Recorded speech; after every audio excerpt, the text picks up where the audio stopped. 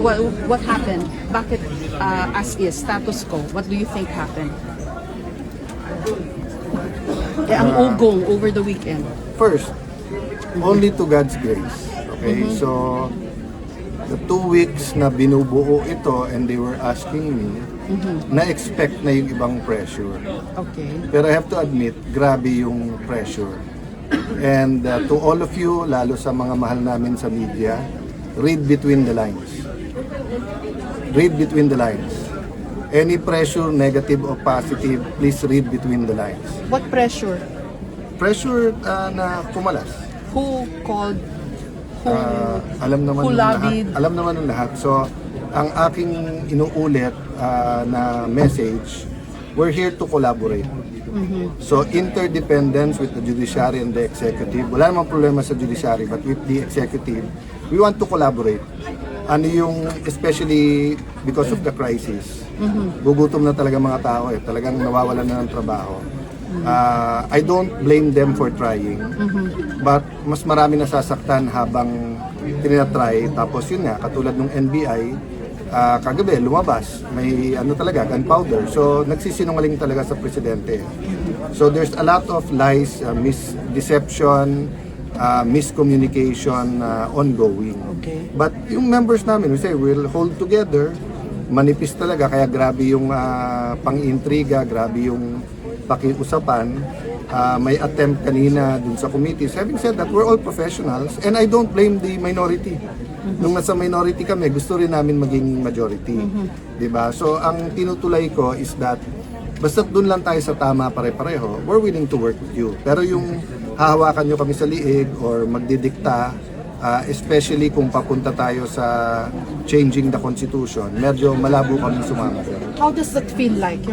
Parang you're walking on eggs, ganun ba yun? Very thin line, it's what, 13, 11, Yeah, pero and then alam mo, yung dalawang the last time I felt like abstain, this yeah? was during the time ng Hello Garcia. Kasi it's just so pure. I mean, I'm not saying lahat ng decision ko ay tama. I'm as imperfect as anyone else. But it's a walk of faith. It's just, Lord, kung ilalagay mo ako dyan, lagay mo, biglang nilagay. Lord, kung tatanggalin mo ako, tanggalin mo na ako. So, I just have to make sure that every day is a day I really use to the optimum. Gamitin ko talaga yung kapangyarihan na binigay sa akin ng Senate President to do good. Diba? So, yun ang mimitingin namin ngayon. What is the 3 to 7 bills that can address the crisis? So ano yung presyo, trabaho kita, or sa energy, presyo ng kuryente, or sa agriculture, maliit man ang epekto or malaki na we can propose to Malacanang tapos itulak ng gusto.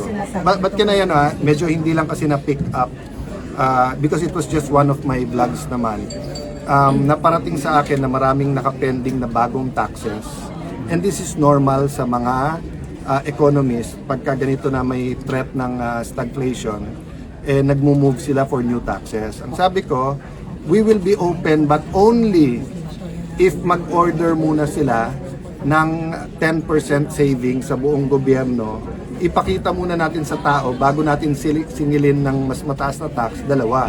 One, nagsisave tayo, walang luho sa gobyerno. Number two, honest to goodness yung atin anti-corruption.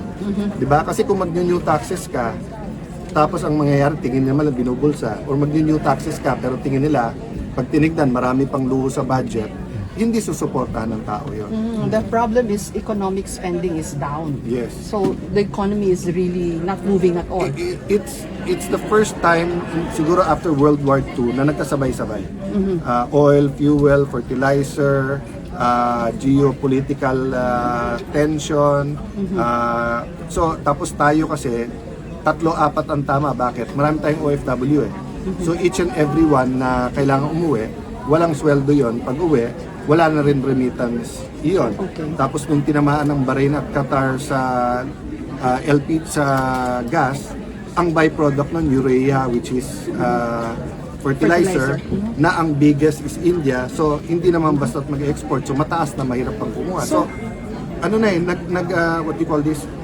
Nanganganak at damay-damay, viral na rin yung crisis eh. Opo. So ito pong nangyari today, is this how the Senate will conduct itself? Na una, you were a Senate session, Yeah. regular session, and then you convened the impeachment So, court, and then biglang naalis na naman yung mga I'll road answer nyo. that directly, Yeah. then I just wanna thank the minority then. One, so mangyayari nito, medyo ilang linggo pa bago mangyari yan yung naka-road na araw-araw na. Bakit? Kasi may 10 days pa para sumagot ang Vice President, tapos 5 days pa, tapos pre-trial pa. Okay. So yung actual na trial, malamang yan, tatama yan naka-break, so malamang yan, maka-araw-araw kami, pero may committee hearings. Ngayon, pagka nagka-session na ulit, yun ang mas malaking challenge kasi kung tutusawa yung everyday, kailan tayo magsa-session. Pero we will balance it. But I want to take the minority because they're statesman and professional enough. Nagkausap-usap kami na while they don't have the numbers, yung usual na proseso sa Senado, wag nating i-delay. Opo.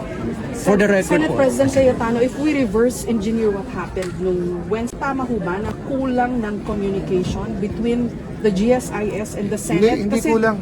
They were not informed, Hindi. you were not informed na nagbarena Hindi sila. kulang. Sinadya nila. Sinadya nila. Never, ang GSIS never nagpapasok ng NBI kung may problema sa peace and order. Police parate yun. Okay. Number 2, ibabarena mo yung pinto na lalabas yung mga senador. Isasara mo yung gate sa likod kung kailan lalabas yung mga senador. Tapos nung tinanong namin, wala daw NBI sa loob. O, bakit yung ngayon yung may pulbura sa kamay at dito sa loob ng Senate nahuli? Diba? Could it have been simpler kung in-inform kayo ng GSIS na magbabarena pero kami to secure Yes, pero the door? masisira plano nila. Oh, so you're Malalaman saying- namin eh. Malalaman kasi, it's okay. Malalaman kasi namin eh. Aha. Malalaman namin. So you're saying I'm po at deliberate? At this point in time, the burden is on them to prove to us that it's a series of coincidences. Okay. Kasi pag ni-reverse engineer namin, plinano talaga nila na pakita sa Senate na ganyan ha. Sige, may numero kayo, nandyan si Bato, ganyan ha. Papaligiran naman namin kayo ng mga armado. Senator Gringo Nason said it best. Diba? If you are where you're not supposed to be at armado ka, what do you expect will happen? SP Diba? Summit po ng DOJ, sabi ni Justice Secretary Vida, coordinated daw yung move ng NBI, yung mga armed. Inamin niya na coordinated sa kanya. Anong and reaction then he niya? wants to investigate. Gusto ni Secretary Vida mag-imbestiga ang NBI, DOJ, pero sila ang dapat imbestigahan eh. Kaya nga ang message ko sa kanya, hindi ka pwedeng bida kung kontrabida ka. Okay? So kung gusto mo mag-imbestiga, kailangan neutral ka. Si Secretary John Vic, hindi ko kasama sa politika. Si Secretary John Vic, maraming policies namin, hindi niya gusto ka. Pero nung pumunta siya dito, malinaw. Impartial, sabay tayo, ano kailangan mo sir? Kailangan ko CCTV, sinabit namin. So basta patas payag kami, pero wag naman yung gagawa ng storya tapos kami pa ang kontrabida sa huli. Isa na lang po, SP, yung inaabangan ng iba yung chairmanship ng Blue Ribbon Committee, bakit wala po? Because nga, we wanted a bigger majority and we want to move forward na hindi confrontational pero lumabas lahat ng totoo. So we're considering everyone. We're considering Senator Marcoleta but we're also considering someone else. O sabihin ko na, we're considering Senator Pia. Diba? And then, dati, flood control lang. Now we have to investigate yung ginawa ng NBI. So, sa rules pa namin bibigay yan sa Blue Ribbon. Diba? So, it's getting more complicated because nga of the events last week. Having said that, kung panay ganyan yung issues, kawawa ekonomiya natin, kawawa si Juan de la Cruz. So, Sir, bakit po SP hindi si Senator Marcoleta sa Blue Ribbon? because all of us agree na sabay-sabay ang problema sa bansa. So, unahin ko muna, Pwedeng device because No. it could be Yung sinabi divisive. mong bakit hindi siya, we haven't decided na hindi siya. Kung ang tanong, why are we considering others? Because from the start, nung nilagay nila ako, sinabi nilang lahat, walang magdidemand ng kahit anong committee, mag-usap-usap tayo. So, meron din mga nagsasuggest na we will prioritize the flood control together with other economic and other issues. For example, yung agriculture, yung mga smuggling, etc. na nakakabaksak sa atin. So I haven't talked to them, but all of them, Senator Pia, Senator Marcoleta, all of them said, SP, discuss lang, but we're all open. So that's why we're going to go on caucus ngayon. So it may be, it may not be. So we haven't decided the one to o siya ilagay. So karamihan ng binasa natin today ay yung mga dati na, except for a few. Okay, last question. Ano ba yung suspension order ng ombudsman? We're going to discuss it. Kasi pupunta, after the senators, i-meet ko yung bagong SecGen tapos yung legal. Okay, thank you. Thank you. Hindi ba siya ng clearance sa inyo na mag-warning? Nandito ka, ma'am. Wala susunod tayo. Pag sinusugod ka na, hindi ka na makakapaalam. So, sarili niyang decision. Susunod po. Sorry, may tatanong lang. One point lang ha. Ibabalik ko lang sa inyo sa sa warning shot, okay? Kung sinabi ng Malacanang, bawal ang armado sa nakapaligid sa Malacanang, pumunta ka doon na naka-armado ka, hindi ka ba magwa-warning shot? Okay. Pag sinabi sa Supreme Court, pag pumunta kayo dito armado, mag-coordinate muna kayo. Pumunta kayo, hindi kayo nag-coordinate, hindi ba magwa-warning shot? The circumstance is very important. We were on red alert, if I can call it that way, because nung nangyari nung Monday, at buong araw may mga report ng mga armado and deny yung NBI. Okay? So the investigation is ongoing.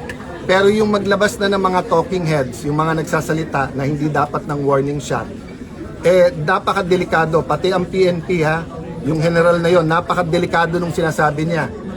Parang niyang tinatanggalan ng depensa ang Malacanang at saka ang Supreme Court sa pinagsasabi niya. So ang pakiusap ko, we're being deliberate, we're being prudent.